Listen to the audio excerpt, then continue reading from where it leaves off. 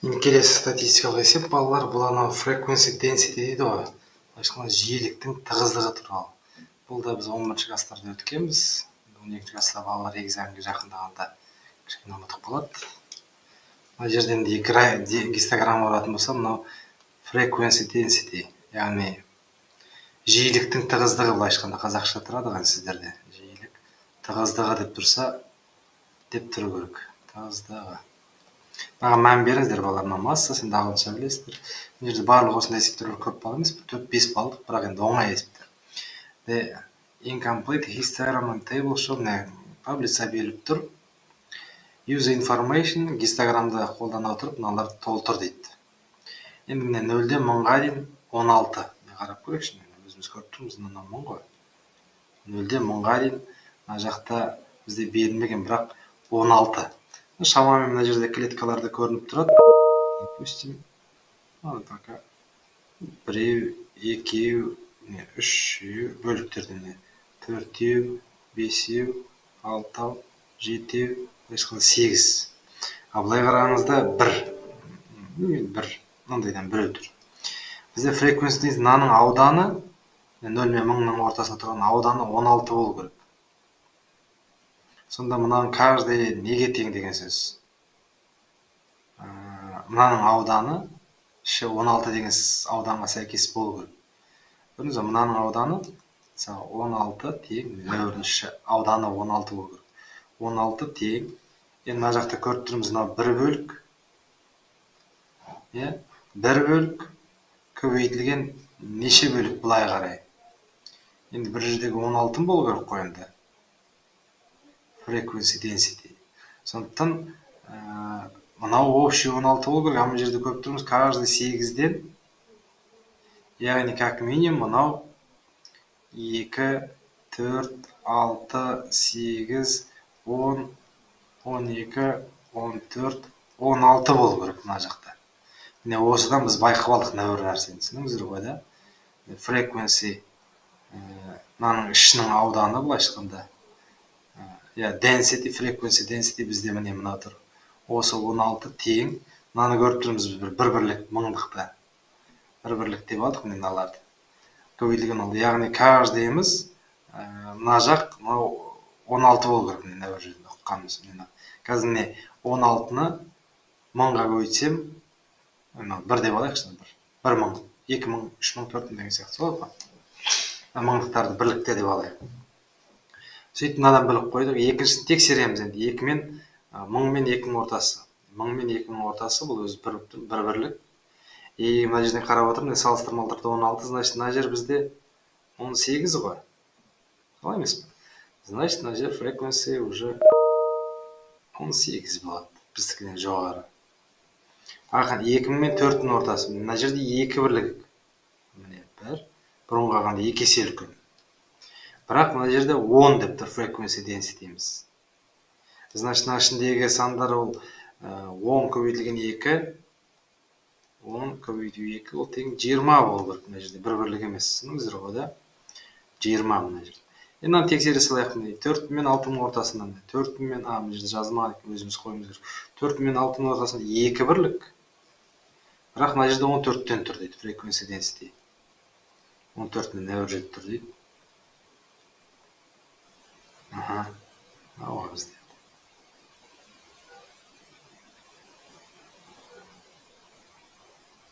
Қателесіп барам. Frequency 14 ол density емес. 14 болатын болса қараңыздар, 14 тең 2 көбейтілген 7 ғой. Мына жерде 7 деген шығады, яғни 8, 7 деген ортасы. Осы жерден сызуымыз керекпіз.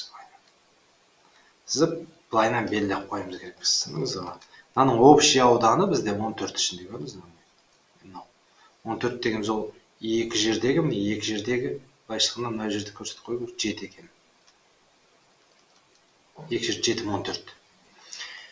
Енді 6008 2 бірлік көбейтілген бір сан. Ол сан қарап алайық 6008. Ол сан не көріп тұр графиктен, ол 6. 2 жердегі 6, яғни 12. Мынаның жауабы 12. Сөйтіп, үшіншісін тексере салуға да тексермей жазып 8 мен 12 мыңға дейін. 8 мыңнан 12 мың. Енді мына жерде қараңыздар, біз каждый мыңдықты бір бердік, 8, 9, 10, 11, 12, яғни 4 бірлік бар. 4 бірлік. 4 көбейтілген қандай да бір сан, ол сол 4-ке тең болды. Тең болып 4 болды. Ол санымыз оны значит 1 ғой. Значит мынаның жартысы ол 1 деген. 1 деген былайынан бүйтіп кеп, мына жерде бүйтіп бояп қоясыздар. Түсіндіңіздер ғой да? Яғни мына жердегі негізгі нәрсе frequency density ол тең болады мына ені мен биіктігін көбейтіндісіне тең. Ені көбейтілген мынаның ішінің ауданы былайша айтқанда ол бізде frequency беру керек.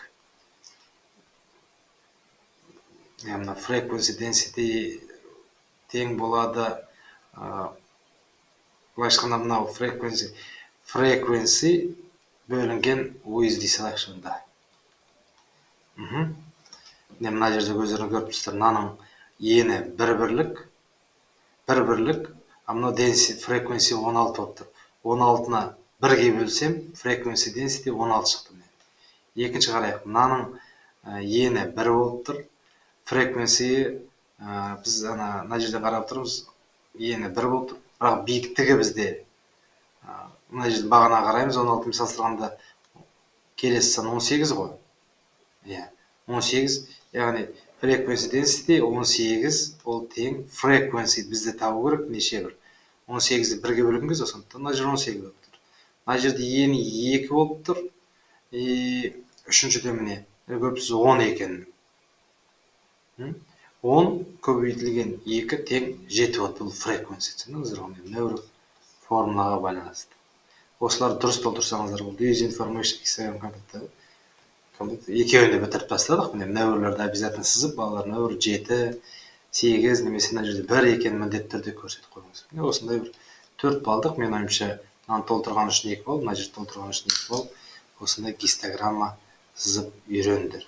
Егер керек болса, тағы да бір мысал қарастырып көрейік. Тура жаңағындай. Давайте тағы бір мысалды алып көрейік.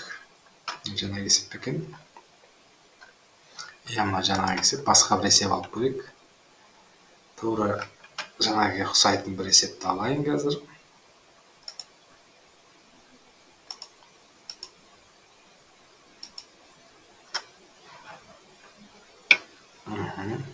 Қазір дайындап жүрейін балалар.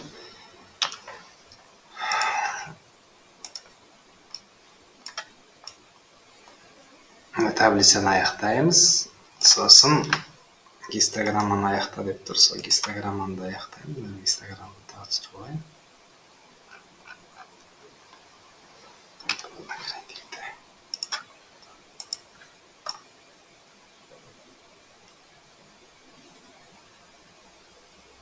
Гистограмма керек бізге болмайсы. Все. Гистограмманы қойдым. Өзілер қазір бізге керек есеп жазғанға. Опа, міне. Өшкеміз алып дәл жаңағындай шығарайық енді. Мына жақта frequency density болып тұр. Мынаны толтырды. Т 0 мен 10-ға, яғни мынаның ұзындығы 10 болып тұр. Бізден айттық қой. Frequency density ол frequency бөлінген width деп. Соған қараймыз не. Frequency density мына жерде неше екенін біліп тұрған жоқпыз. Бірақ мынаның ені 10 екенін біліп тұрмыз. Яғни frequency density тең frequency-ні біріншісінде 20 екенін берілген. Бөлеміз width бізде 10. 20-ны 10-ға бөлсем, әрине 2. Яғни мынау жер 2 өзіміз қараймыз. 1, 2, 3, 4 болып тұрған жер. Төртеудің 4 клетка көріп тұрсам, мына жер 2 бізде. Соған байланысты қазір басқаларын түгел істейміз енді. Каждый 4-ті 2 екенін беретін болса, егер мына бізде 5, 10 болып тұрған. Дұрыс. Екінші міне 0-ден 10-ға дейін 10. Frequency-ді бөлдік width-ға. Дұрыс. Енді 10-нан 15-ке дейін бұның width frequency density тең болып тұр. Бұның ені 10-нан 15-ке дейін ол 5. Бірақ frequency'дің өзі бізде белгісіз. Ака frequency. Бірақ салыстырмалы мына frequency density біз мына жерде 2 болса, біз мына жерде неше екенін біле аламыз ғой енді. Мына жері қанша екенін біле аламыз ғой. Біз мынадан каждый 4 клеткамыз 2. Яғни 1, 2, 3, 4 клетка. Мына жер уже 4. 1, 2, 3, 4. Мына жер уже 6. 1, 2, 3, 4. Мына жер уже 8. Яғни frequency density 8 екенін білеміз. Сонда frequency 8 жердегі бесім. 8 жерде бесім. 40. Мына жер 40. Толтырдық. Енді ары қарай барамыз. Ары қарай 15 пен 17 жарым дейді. 15 пен 17 жарым.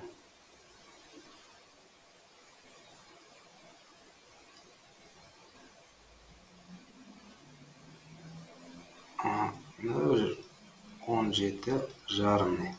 15 пен 17 жарымда frequency 30-ға текен. Бізге density керген. Frequency density тең frequency бөлінген U деген форманы қолданамыз. Frequency density бізде берілмеген. Бірақ frequency'дің өзі 40. Енді 30 екен ғой біз мына жерде 30. 30 міне мына шығарып отырмыз. 30 бөлінген мына екеуінің айырмашылығы 2 жарым. Еніміз 32 жарымға бөлсем 30 бөлу 2 жарым 12 дейді. Енді 8 міне мына жер бағанағымен салыстырамыз 10. Так, 1, 2, 3, 4. Мына жер бізде 12 болады. Осы жерге так дейміз де.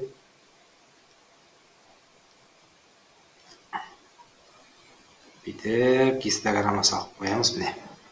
Болды, мына біттік. Енді 17 жарым мен 20.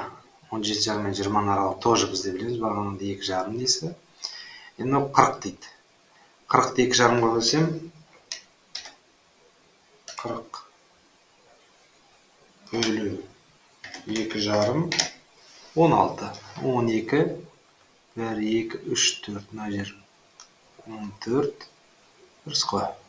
1, 2, 3, 4. Мына жер 16 болу керек. Сөйтіп міне осылайынан ертең линейкамен өздерің экзаменде сызасыздар. Мен мынаны көрсетіп қою керек. Мынау саны 16 екен көрсетіп қою керек. Так, енді мынаны аяқтаймыз. Ары қарай бізде гистограммада өздеріңіз қарапсыздар аяқталды. Мына жерде аяқтасақ болды. Frequency'miz бізде табу керек. Density'miz бірақ берілген 20 мен 25-дің ортасынан мына жерден қараймыз. Қанша болып тұр? Өздеріңіз көріп тұрсыздар. 4-ке тең мынау. Яғни 4 тең frequency'ді бөлеміз. 20 мен 25-дің ортасы 5 қой. 4 жерде 5-ін өздеріңіз көріп тұрсыздар. 20 болады. Енді 25 пен 40-тың ортасы. Мына жерден қарап тұрмыз. Баған 4 болса, 2 деген былайынан келесеңіздер 1 қолында. Мына жер 1 тең frequency бөлінген мына жер неше? 20-дан 25-дің 15. Яғни 15 жерде білім. 15. Не балалар? Мынадан да 2 бал, немесе 3 бал деймін. Мынадан да 3 бал. Оңай есептерден балдарды жақсы жинап аласың.